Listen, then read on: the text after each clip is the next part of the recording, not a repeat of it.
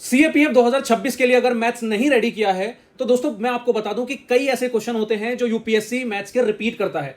2025 में मैथ्स का एक क्वेश्चन आया है जो मुझे लगता है कि 26 में फिर से रिपीट होगा। मैं आपको वो क्वेश्चन तैयार करा देता हूं, ध्यान से देखना, सिर्फ आपके 2 मिनट चाहिए। देखो क्वेश्चन कह रहा है कि the sum of the two number is 168 if there HCF is 14, how many such pair of numbers are possible. Maths की सबसे प्यारी चीज है कि अगर आपको शॉर्ट ट्रिक पता है तो क्वेश्चन 30 सेकंड में सॉल्व हो जाएगा, नहीं तो आपको 3 मिनट में भी वो क्वेश्चन सॉल्व नहीं होकर देगा। अब जैसे यहां कह रहा है कि दो नंबर है जो टोटल उसका सम 168 है और एचसीएफ 14 है। एचसीएफ मतलब हाईएस्ट कॉमन फैक्टर आपका यहां पर 14 है। अब यार अगर दो नंबर और जिसका हाईएस्ट कॉमन फैक्टर अगर 14 है तो मैं कह लेता हूं कि एक नंबर x है जिसमें 14 भी है, उसका कॉमन फैक्टर है, और एक नंबर आपका y है जिसका कॉमन फैक्टर 14 है, तभी इसमें से हाईएस्ट कॉमन फैक्टर 14 निकल के आएगा। थोड़ा सा समझने की कोशिश करना, नहीं तो मैं कह रहा हूं रट ही लेना। 14x एक नंबर है, 14y एक नंबर है, दोनों में 14 कॉमन इसलिए है क्योंकि ये हाईएस्ट कॉमन फैक्टर है, दोनों का कॉमन हाईएस्ट फैक्टर है, और इसका सम मिलाकर बन रहा है सर मेरा 168। अब यहां से अगर मैं 14 को हटा लेता हूं, x plus y is equal to 168, और ये 14 यहां से कॉमन निकलकर उधर डिवाइड हो जाएगा, तो हमारा क्या आंसर आएगा 12। तो यहां आपका x plus y is equal to 12। ठीक है, अब मैं इसको हटा रहा हूं यहां पर। अब x प्लस वाई मेरा 12 है, यहां तक बात सही है। अब ये x प्लस वाई में x और y के कितने पेयर बन सकते हैं? सर बहुत सिंपल सा, यहां पर एक चीज समझना, हो सकता है कि 1 हो x और y मेरा 11 हो, तभी 12 होगा। हो सकता है x मेरा 2 हो और यहां पर मेरा 10 हो y।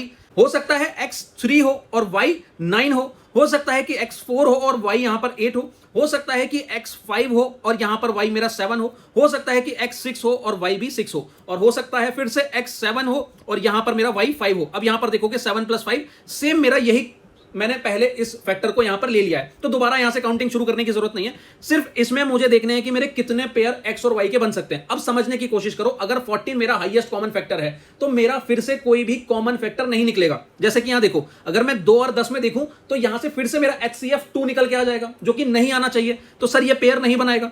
3 और 9 में कॉमन पेयर मेरा 3 निकल के आ रहा है, जो कि नहीं होना चाहिए, ये कट गया। यहां 4 और 8 में मेरा कॉमन फैक्टर 4 आ जाएगा, तो ये भी मेरा नहीं यहां पर एक पेयर नहीं बनेगा। 6 और 6 में मेरा फिर से 6 यहां पर कॉमन आ जाएगा। तो सर मुझे ऐसे पेयर चाहिए जहां पर जो हाईएस्ट कॉमन फैक्टर है वो 1 हो। अब ये या तो 1 और 11 हो सकता है, 1 और 11 नंबर हो सकता है मेरा, 1 और 11, या फिर दूसरा नंबर हो सकता है 5 और 7। ठीक है, ये दो नंबर हैं, 1 और 11, और दूसरा 5 और 7। दो पेयर आपके राइट आंसर होगा।